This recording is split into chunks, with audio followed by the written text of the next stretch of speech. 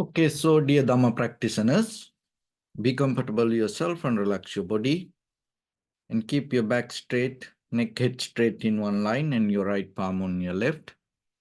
So gently close your eyes and bring attention to this bell sound. And while you're focusing to the sound, mentally relax your body, relax your mind and relax your breathing with your thoughts. So do nothing extra. Just follow the sound, please.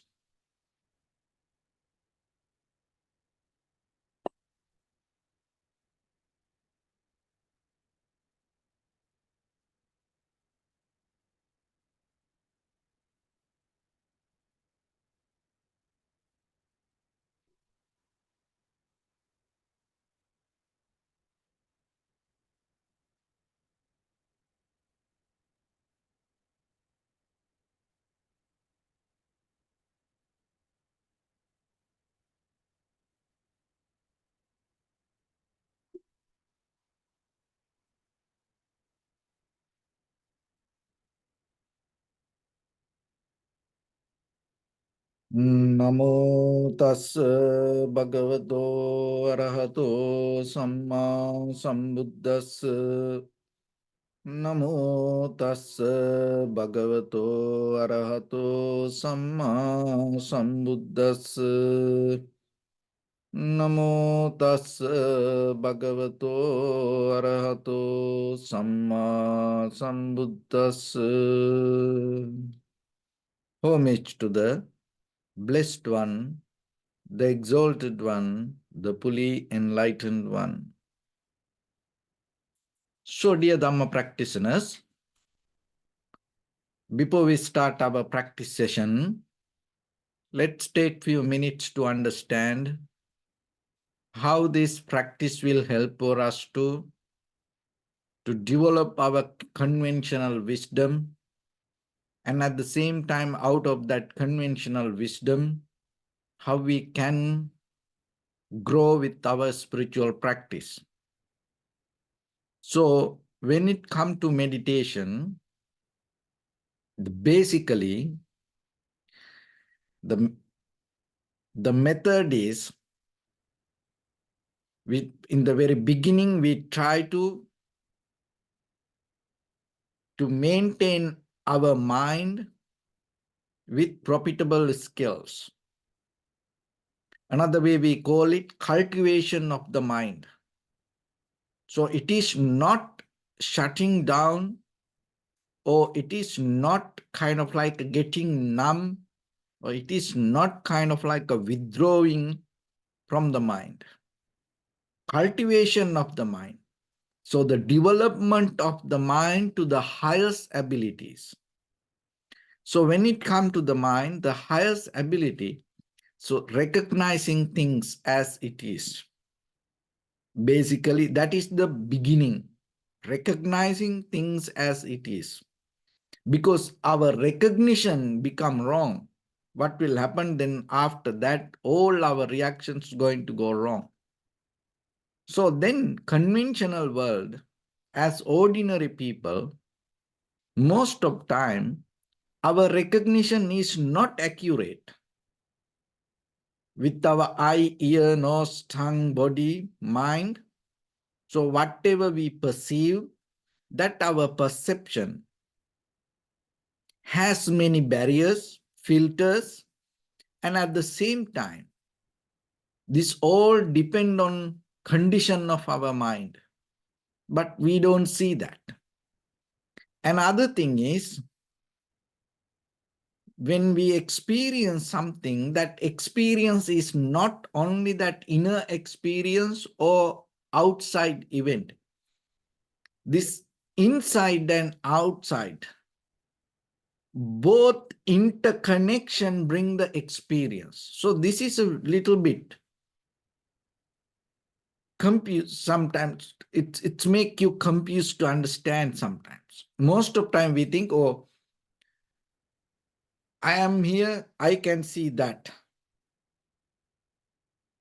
Or I am here, I can hear that. This is me, I can smell these things. We always separate the subject and object. But basically, if you look very carefully, you have to slow down. Slowly, if you look very carefully, you recognize without the subject, there is no object, and also without the object, there is no subject. So that's mean whatever. So when it comes to the reality, there are many arguments still in the world to see what is reality. So then when it comes to that as you know, the very famous word to call the virtual reality. Now, there is a big arguments keep going in the philosophical field regarding this virtual reality, because there is a word they brought, this reality. So then when it comes to you, what you mean by real? That sometimes maybe whatever we can see, if I can see, you can see, and we can touch, feel, smell, or maybe you can bite it and then taste. So whatever you can grab to your eye, ear, nose, tongue, body, mind faculties as perception is your reality. But what you see, hear, smell, taste, feel, even though in the moment it is there, within another few minutes, few days, it's not going to be there. And at the same time, and out of the perception, whatever you perceive, and maybe it create kind of like some feelings, and you build up point of views like, dislike, or the neutral. Sometimes what you like, another person not going to like. Sometimes what you don't like, another person going to like. So then out of that, your moment of experience, if you see something as real, and out of that reality, if you feel kind of like good, or if you feel kind of like happy, then you think, oh, this world is real and this is what, and I feel kind of like that. And the same thing, another person, the same thing that person see and hear, and that person feel kind of like unhappy. So for that person, that what the reality that person experience in the moment, then going to become different. So there is then you both come together and say that your reality is good, that person's reality is not good. And also outside conditions, that whatever that outside things, that whatever it is there, when it come to us and we see it as an object, it is really there, but it all depends on according to the capacity of our eye consciousness, and the brain capacity. So as example, whatever that you see as a strong and as a weight, whatever you feel,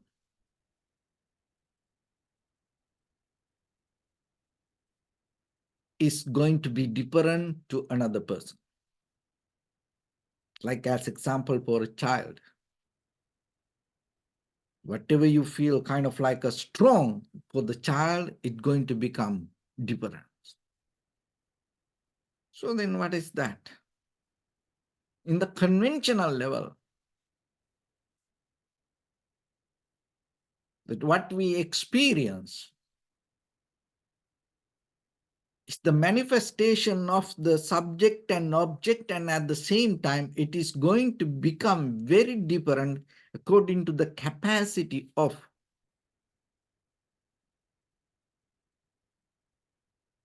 the subject and object, and the strength and abilities, that all going to depend according to the person. So then whatever you experience as reality for you may be not going to become real for another person. Conventional world. So then when it comes to this object and subject understanding, always remember, that's why arguments about something, debating about things will never take us to understand things. So then we are always kind of like go with intelligence. We try to become intelligent. So, but when it comes to intelligence, it is not really understanding informations. So intelligence means, according to the Cambridge University, Cambridge Dictionary, and according to the very brand new way of explaining, intelligence means adaptivity to change according to necessary course and conditions. That is intelligence. Adaptability to change according to necessary course and conditions in that very moment. So that's the very depth of the meaning when it comes to vipassana. But the thing is, in conventional world, rather than developing this adaptability or flexibility, you always developing a frame, a structure, and we trying to have a kind of like a solid environment around us. And that is the very nature of the existence. The existence itself happened because we always believe there is something exist as a subject and as an object. But when it comes to conventional, even the intelligence or even a spiritual reality, you get out of this mirage, you get out of this illusion, you get out of this misunderstanding and become free from the moment of subject and object experience. And that is the very key point of the liberation or the transformation. So you can do that. Let the world to be as it is. Let your experience to be as it is, but in this very moment, you are capable to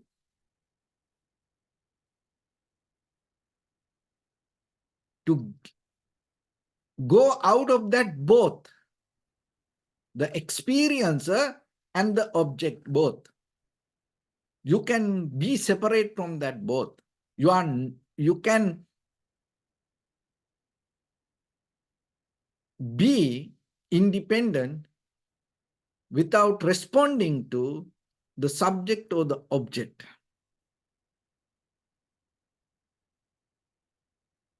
So that is where you gain the true freedom. But we always go with, this is me, I have to do this, that. So so far in your life, that is how you used to live. But if you look very into yourself and if you look back, then you will see what you gain. Because there's nothing to gain. Because what you experience in the moment, it exists only for the moment, and the experience arise as a result of the perception, and the perception arise as a result of the experience.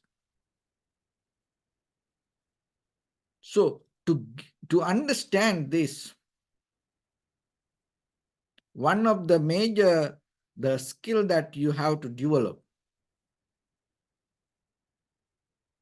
ability.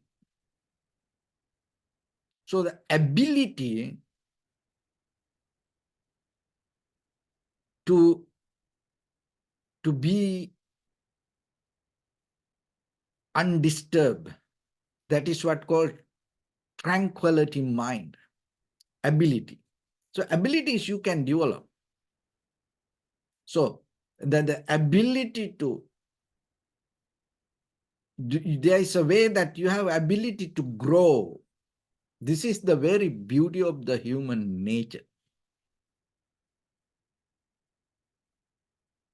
And you are capable to grow. If you don't grow, you are such a kind of like an animal, wild animal. Very reason, the research, the recognition that as we know, the very dangerous, the king of the jungle is the lion, the animal. But very reason, the research found out through this, the history, with the details they found out, the most dangerous animal in the world is not anymore the lion, or not the tiger, not the rhino, not any kind of other animals. The most dangerous animal in the world is the human. Most of the animals, if they hear a tiger, lion, they hear the voice of other animals. Sometimes some other animals stay calm, relaxed. Not every animal going to run away. But believe or not, the in the jungle, if they hear a human voice, most of the animal run away. Most of the animal run, they escape. They know there is a danger. So why this is like that? Because we have this deeper ability to grow and do whatever according to necessary situation and survive. That is why we are so dangerous. You can survive when it comes to survival mood. For you, you are capable to do unbelievable things. But unfortunately, what happens? We always use that ability to grow for most of unprofitable skills. So most of time, we use this our strength to bring some kind of unprofitable reactions to us. So that is what the nature of the samsara. That is why we keep going with the actions, reactions, result, actions, reactions, result. To understand this, I will give you a very simple example. Try it yourself. Can you do a bodily, verbally, or mental action? Not, you don't need to do all the three. Try to do one action. You are not responsible for reactions. Even the reactions come, it's not going to be difficult for you. It's not going to be harm for you. Fear, it's not going to bring anxiety, depression, or uncertainty for you. And try to do something like that. Because when you do an action and it become a reaction and come back as a result, and sometimes it multiply. So as you know, one tree can make a forest.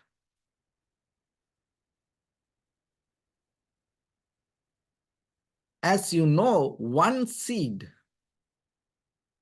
like apple seed, mango seed, one seed can provide food or the fruits to entire world by the time.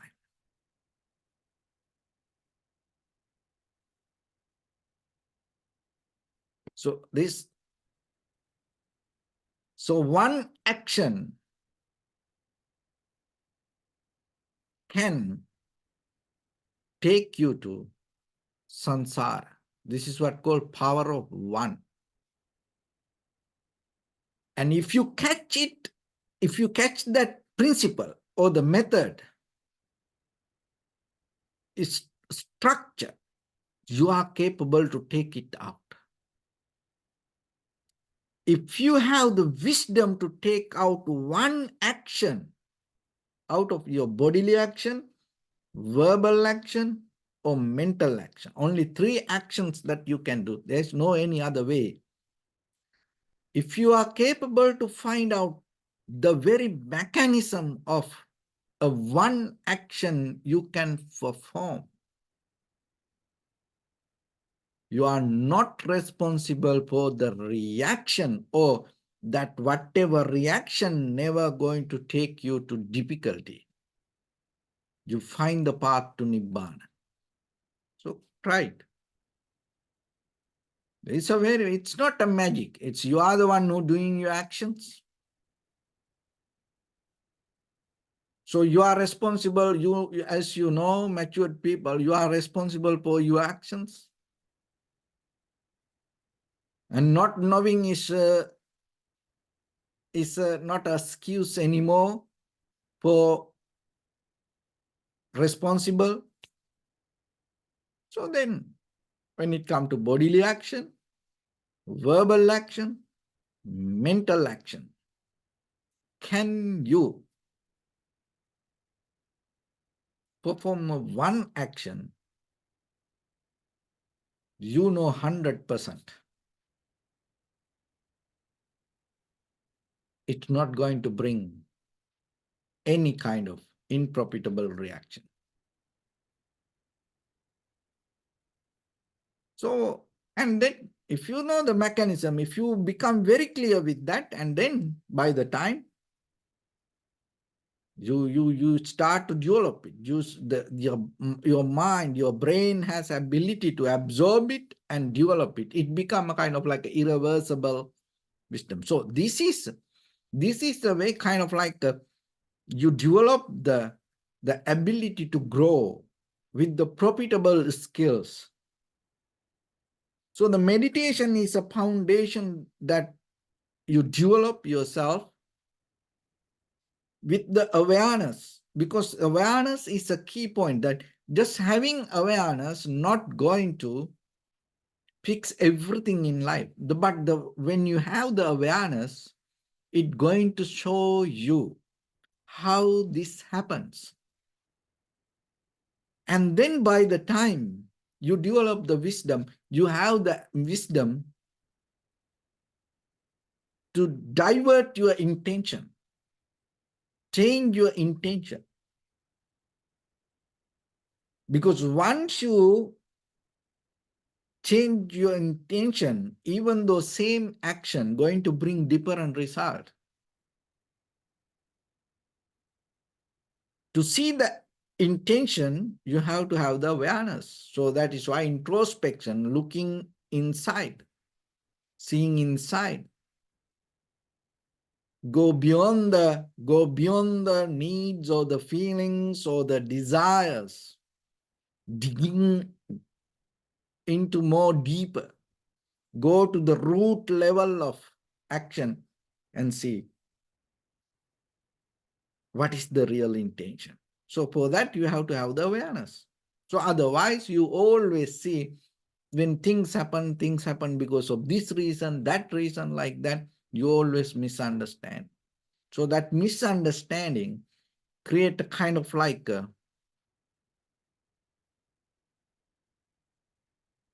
tangle, or it create kind of like a puzzle, this world. So that's why we don't know what will happen tomorrow. We don't know what's going to happen.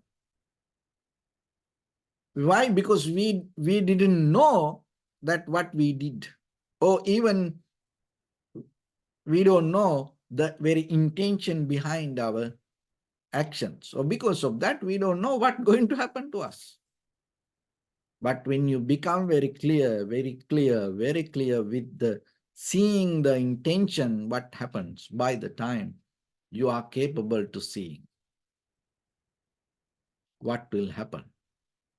That itself take you out from this uncertainty. Because you are not going to anymore challenge with the nature.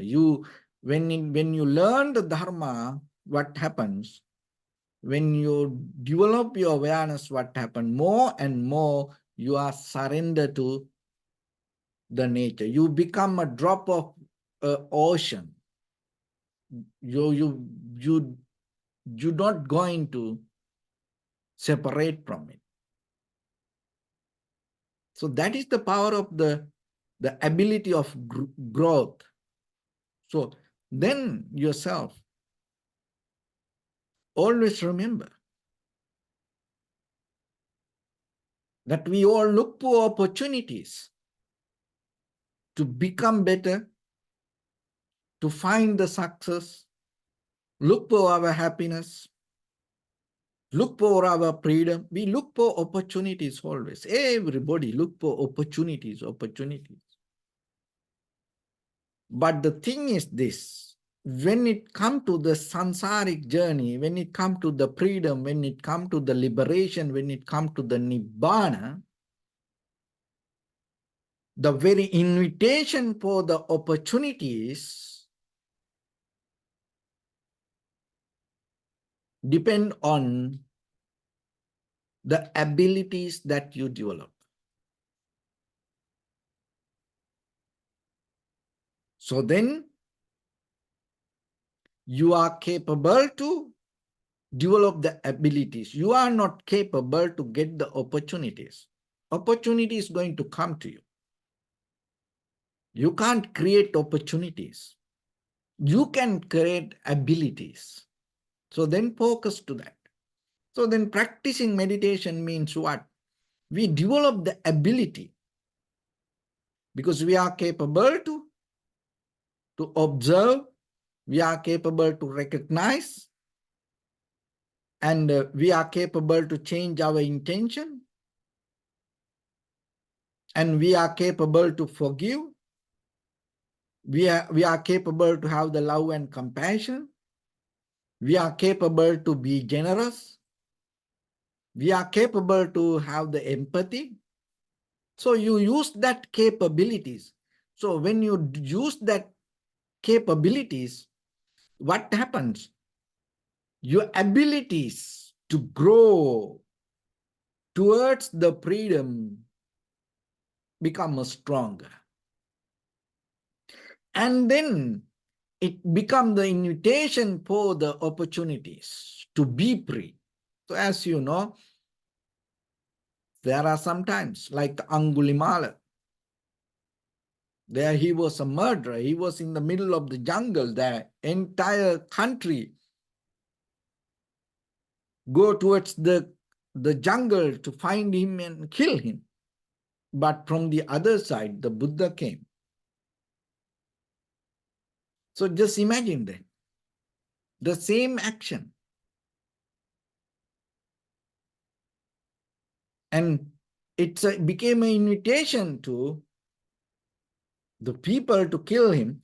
And at the same time, that same action became the invitation to Buddha to come. It is not that action, but deeply, he had some kind of abilities to attain to Nibbana, otherwise attain to the liberation. Otherwise, Buddha not going to come behind him. Remember that all the time. Buddha is not, even that the Buddha, he's a Buddha, he did not give a, he did not listen to everybody. He not give opportunity to everybody. Remember that. As you know, that few times, lot of, when he attained to the Buddhahood, his parents and his relatives knew that he attained to the Buddhahood. And then what happens? The father sent many people, many invitations. Please visit our village. They went and they delivered the message, but Buddha didn't visit there. So what does that mean sometimes? Remember that even you go and ask something from Buddha, even he's Buddha, if you don't have the ability to understand, Buddha not going to talk to you. And so then develop that abilities. So that is the beginning of the wisdom. Forget about the Nibbana, forget about the liberation. So you can start with the very conventional life. So you want something, you like something, you want to be somebody. And the very first question you have to ask,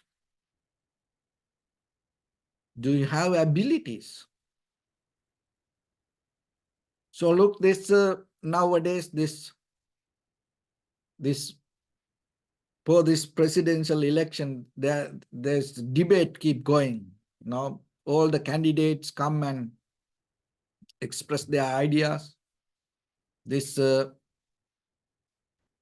people ask questions, and within few seconds, 30 seconds, 1 minute, sometimes they have to give the answers. What they try to show? They try to show they have abilities to do that. They not try to show they are so wise, they know better than the other person. No, no, no, no. They all try to show. If anybody can show, I have ability to do this, then people can see that. Same like Same thing for you. Always remember them. But most of time in our life, we caught up, we mesmerize with the informations. And sometimes too much information kill your abilities.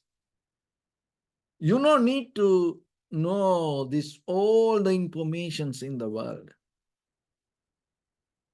So it is better for yourself to know whatever the information help you to grow according to your capabilities.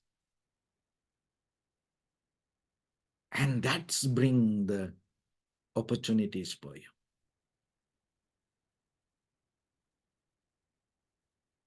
So this growth is in you, focus to that.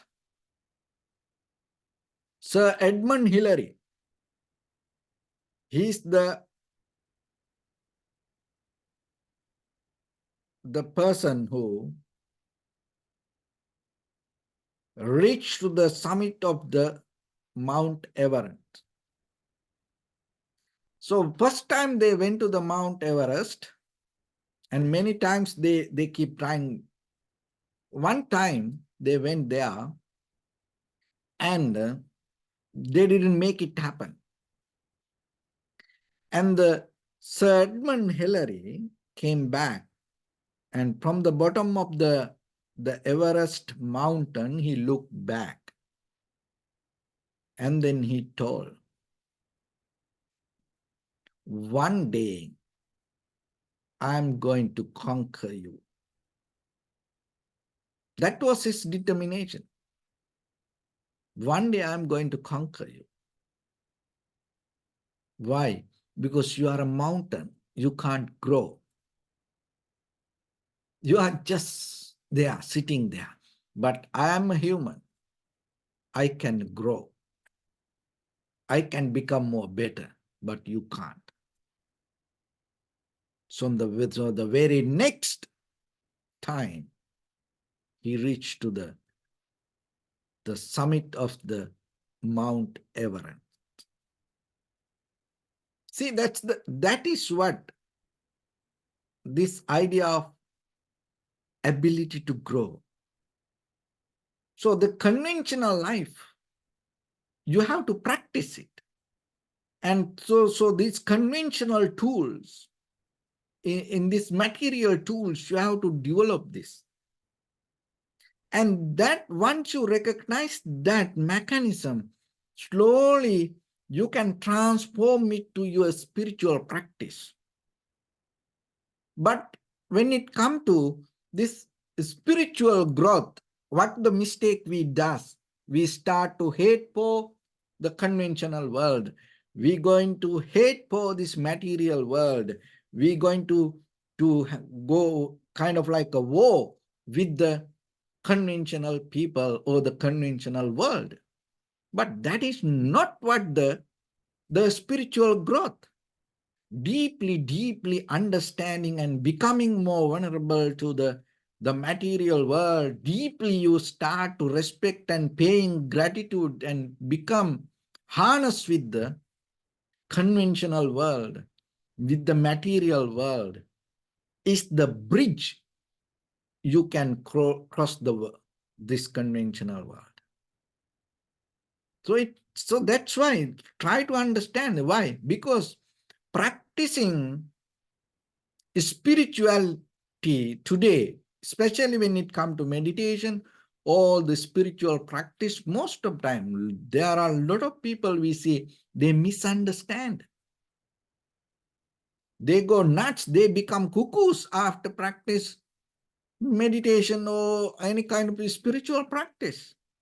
Even the yoga, even meditation, any other puja or ceremonies, chanting.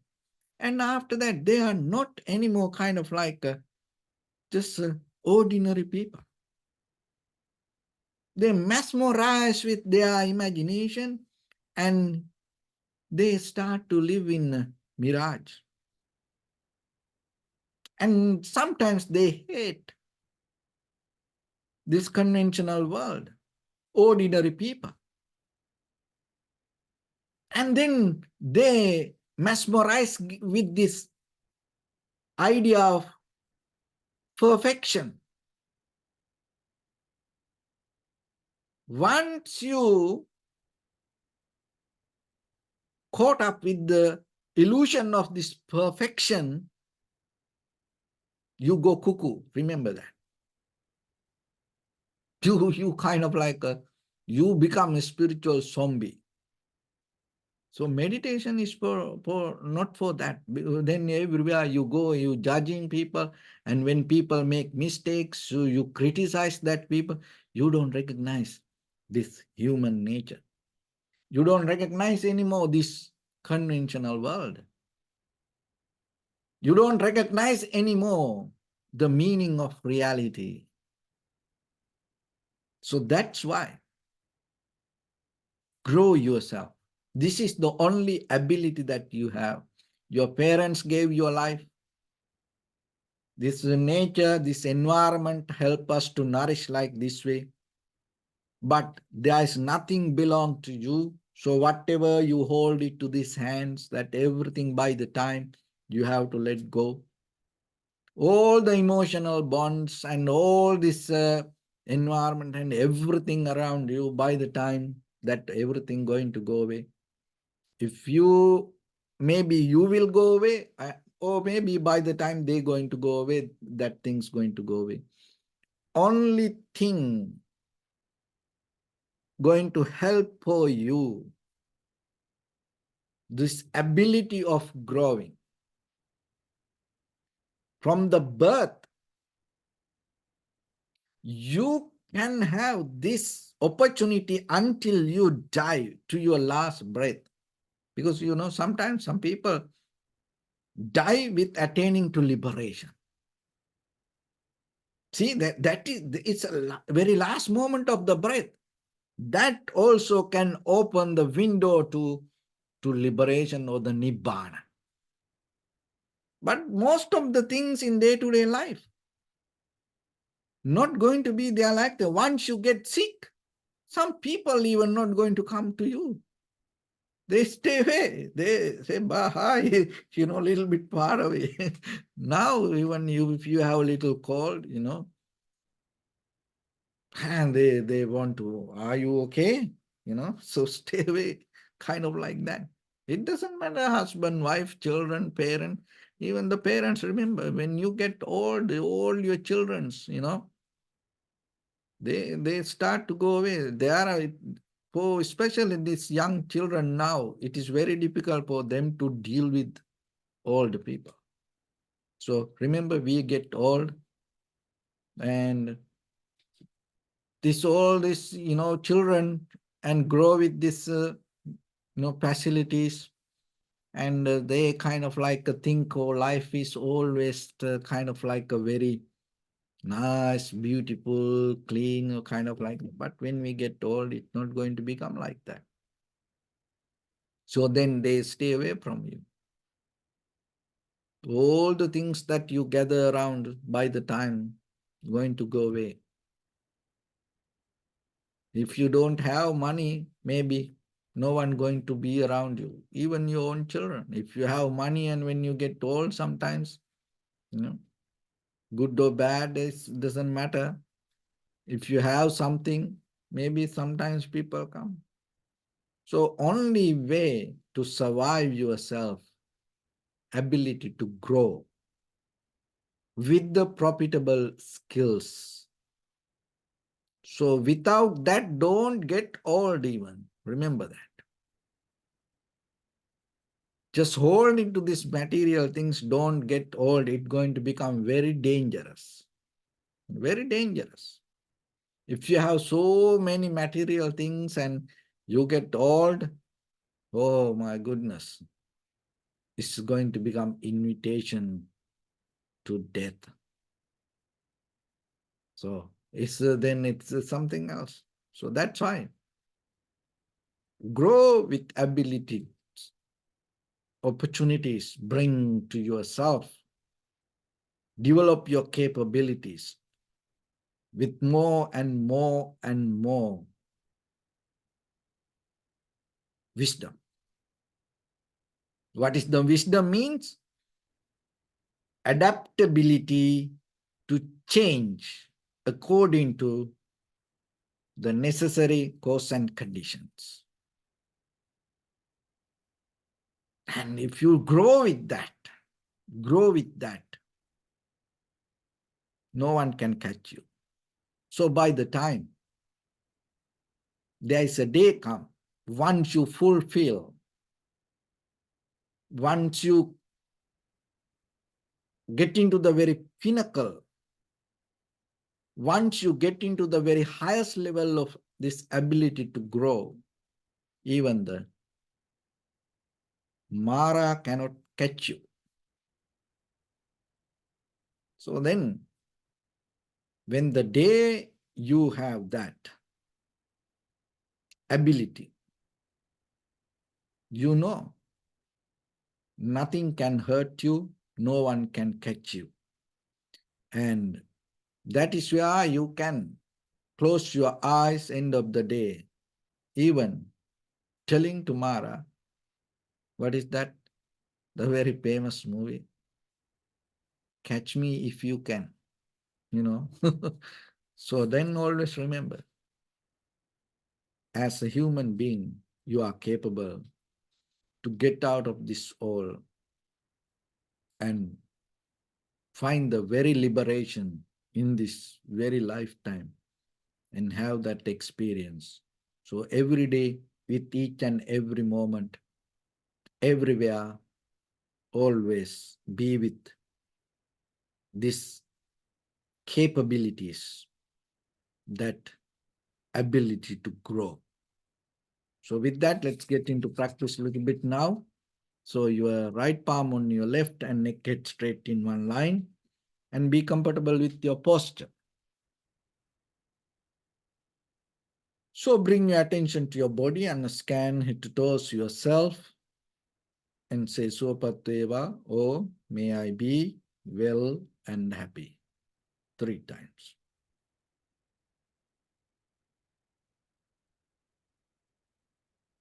Take a moment and think. We gathered here in this very moment to practice this ancient meditation technique. All the Buddhas, all the enlightened masters followed this path and achieved wisdom. So we also gathered here to accumulate that knowledge. In this moment with this sitting, may my body become more comfortable, may my breath be more smooth, may no difficulties come to me, may all the success come to me. Also think for a moment, this is the last moment we're spending in this very lifetime, and detach your mind from all your past memories and as well as any kind of future thoughts. Just try to remain in the present moment, observing the sensation of your inhalation and exhalation. So in the beginning, deeply and gently, breathe in, breathe out 3 times and find the sensation, please.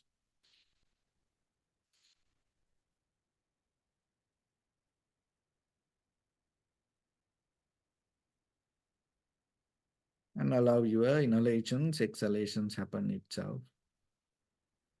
When it happens through the sensation, recognize it. Be aware about the breathing, do nothing extra.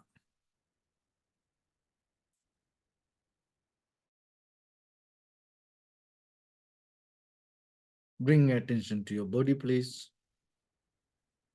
Observe your posture.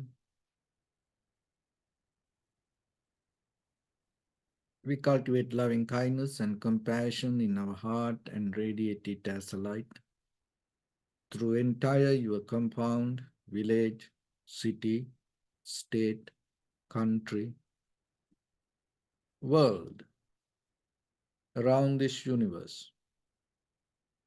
Also as far as you can, through galaxies, other planets, the stars. Reminding yourself like this. With clear intention, mentally repeat after me. May all living beings in this universe be well and happy.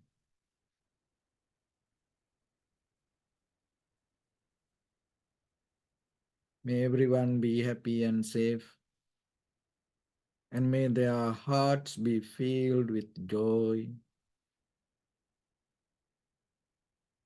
May all living beings live in security and in peace.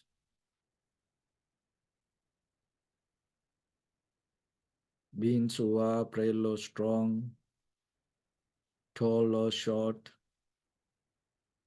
big or small,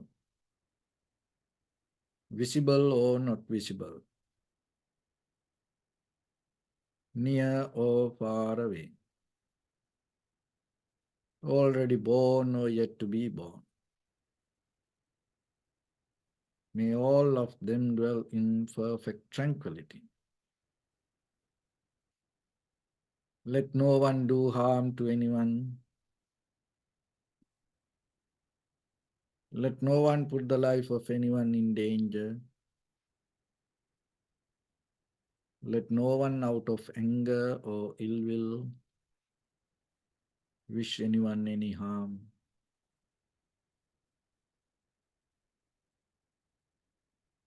Expand the loving kindness and compassion beginning from your heart.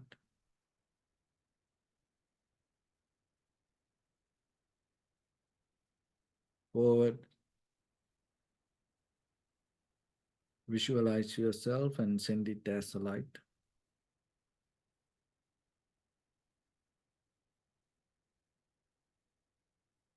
To your backside,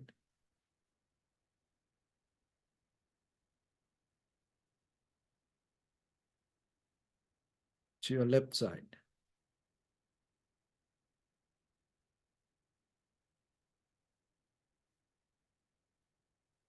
and to your right side.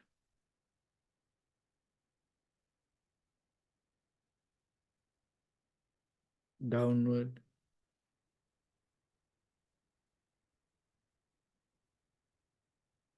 and upward.